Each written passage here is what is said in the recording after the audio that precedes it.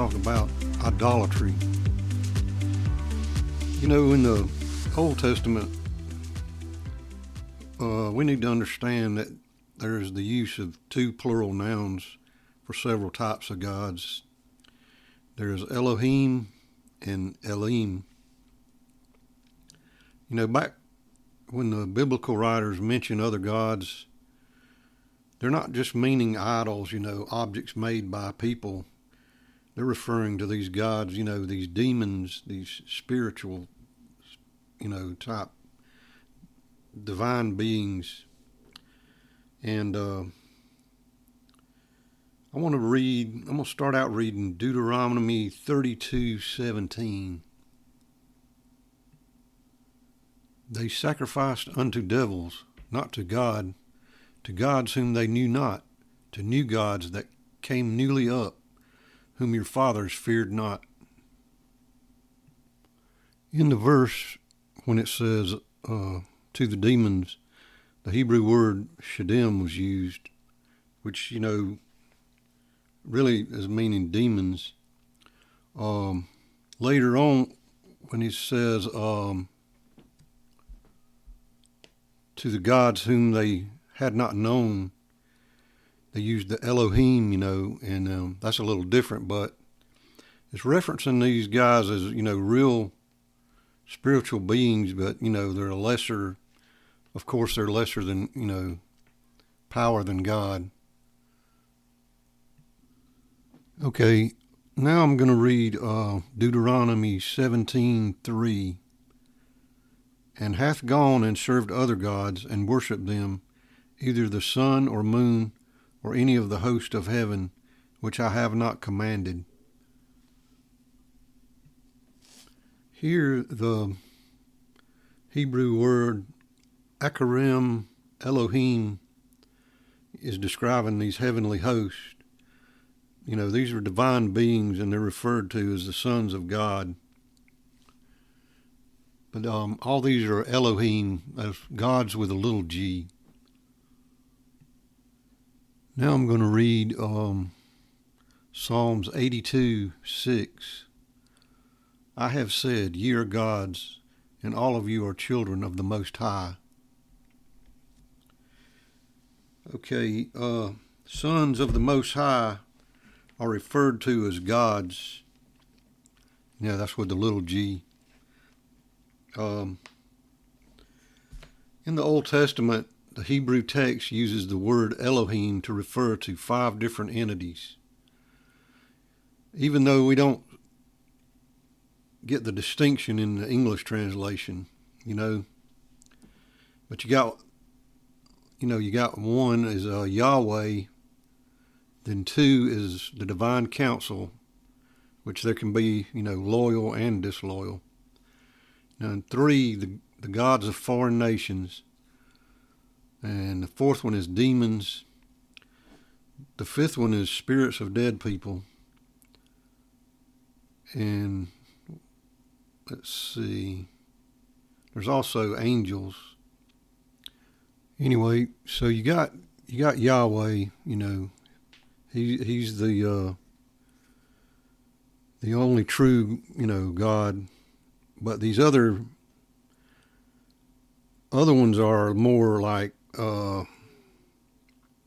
Elohim. They're the gods with a small g. You got the divine beings who are, kind of Yahweh's heavenly council, and all these other guys. But they're spiritual beings, but they're not on the same level with God. Okay, now I'm going to read Deuteronomy 4:39 and Deuteronomy 32:39.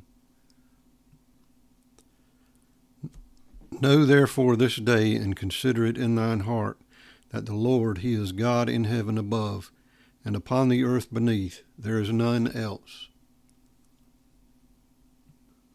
And now 32:39. See now that I, even I, am he, and there is no God with me.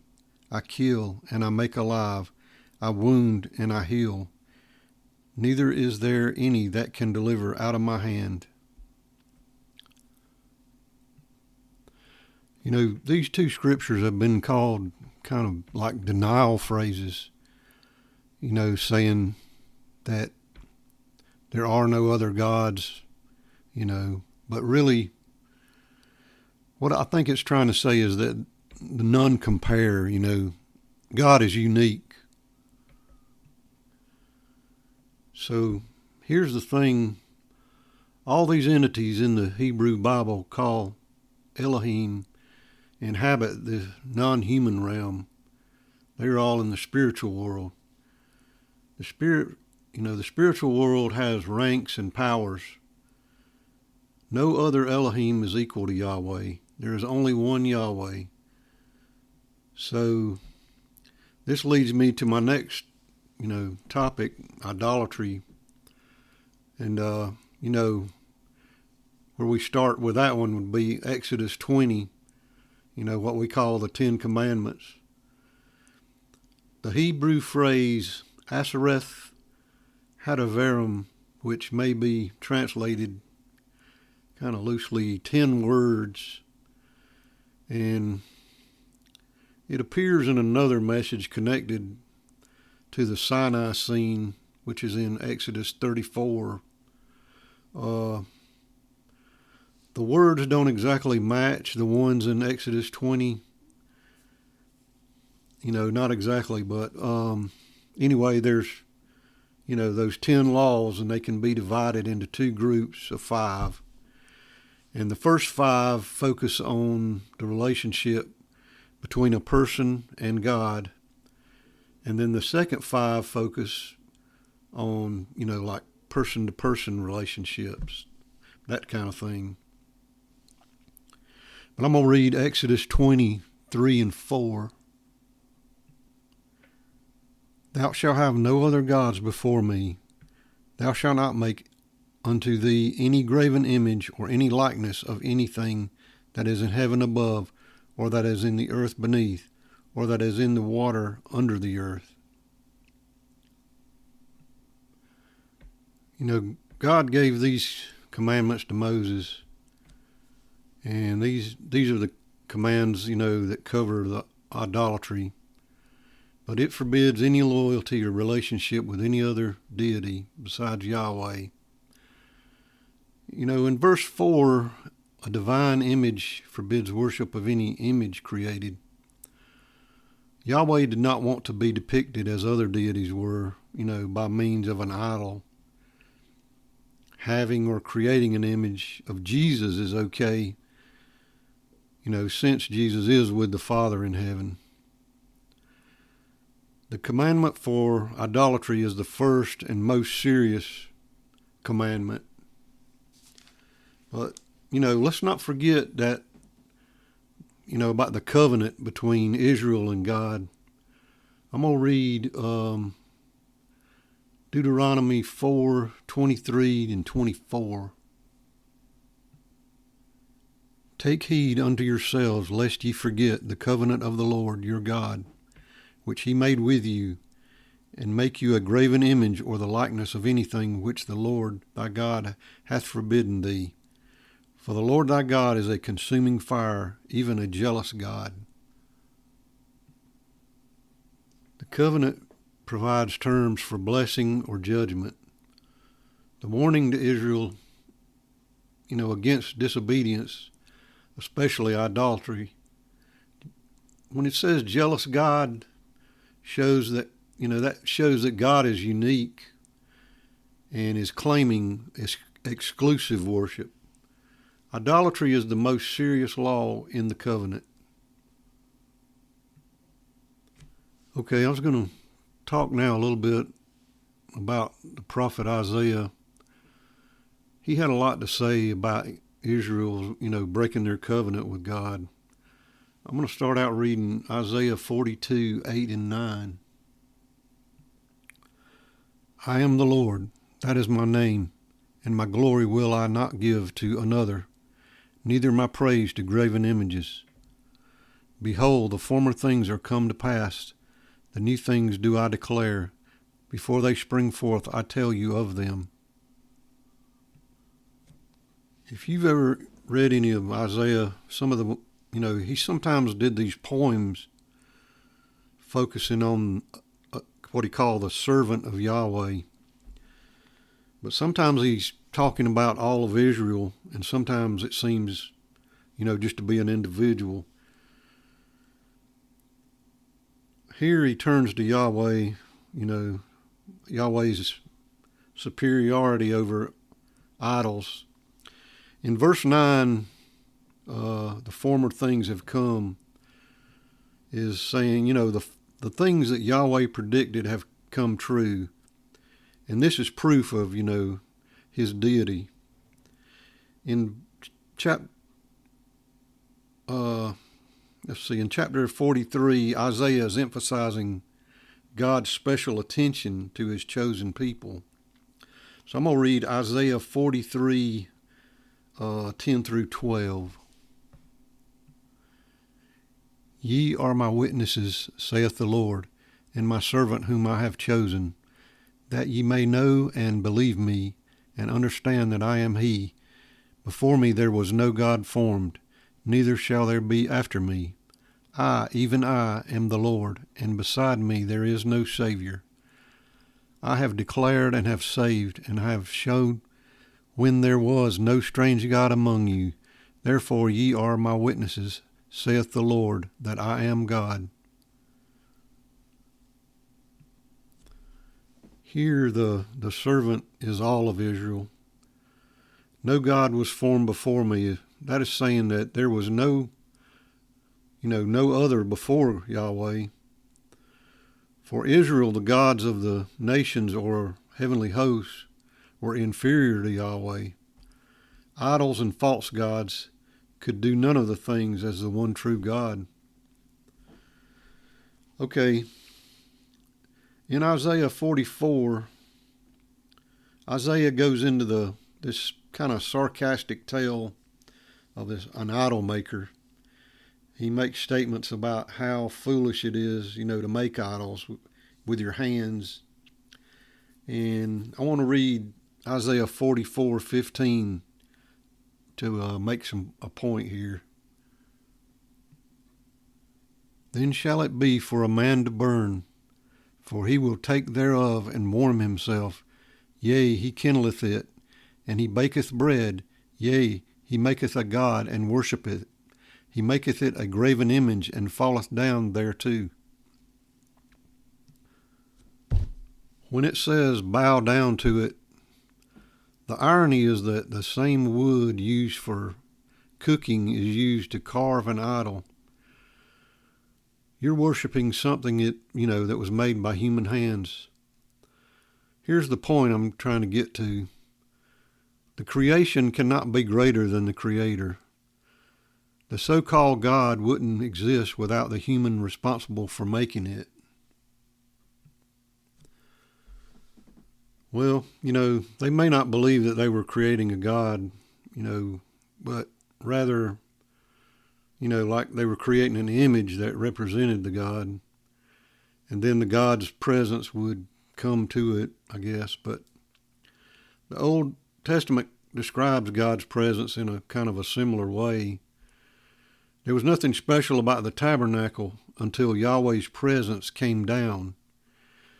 The difference is Yahweh proved himself by acting in history and manifesting as a real presence. Okay, I'm going to kind of move on now to the New Testament. When we think about the Old Testament versus the New Testament, we think about the laws, that Israel had in the Old Testament, the covenant and the commandments.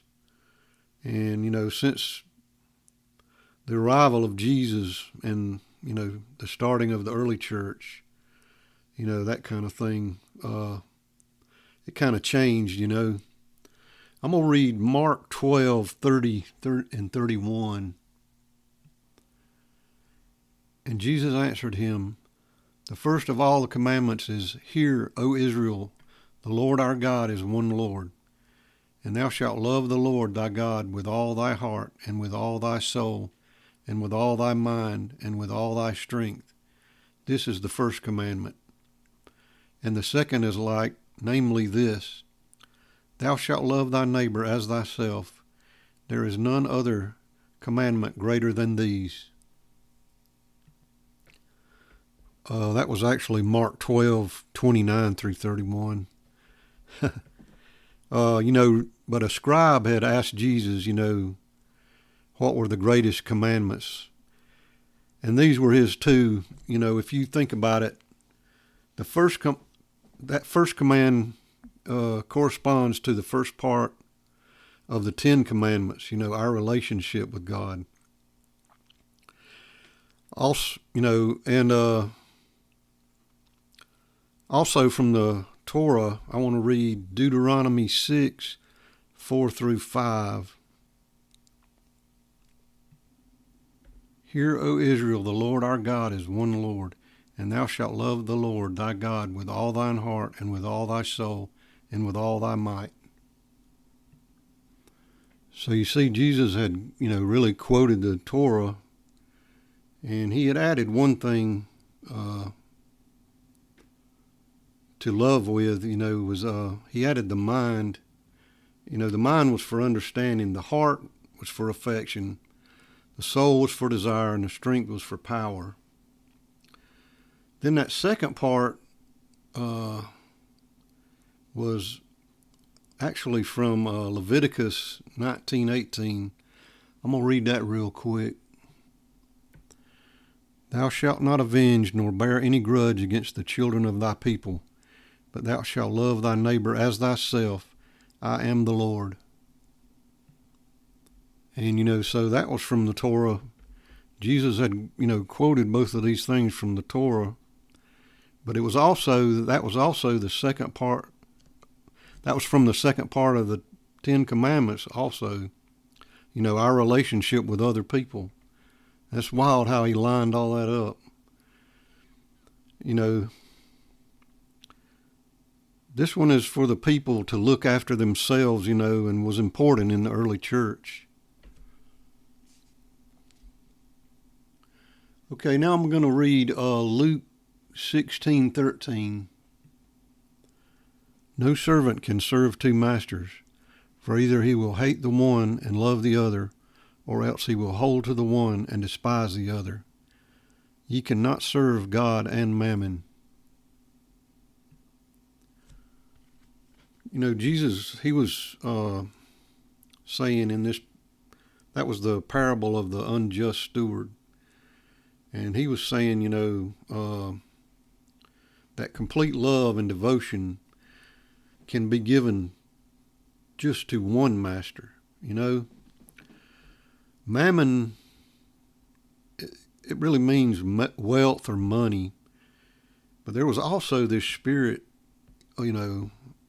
or God with a little g, of wealth and money. And they called him Mammon. But, you see the point, though, that, you can only, really have complete love and devotion to one master. So, all this throughout the Old and the New Testaments is saying the first and most important law or rule is our relationship with God. Let's look at our lives and ask, am I putting God first? That's one we need to ask. Today we have so many distractions. Let's strive to move God up to the front where he belongs. There is only one God, Yahweh, that we need to concern ourselves with. Let's push those distractions back and get closer to God. Okay, guys, until next time.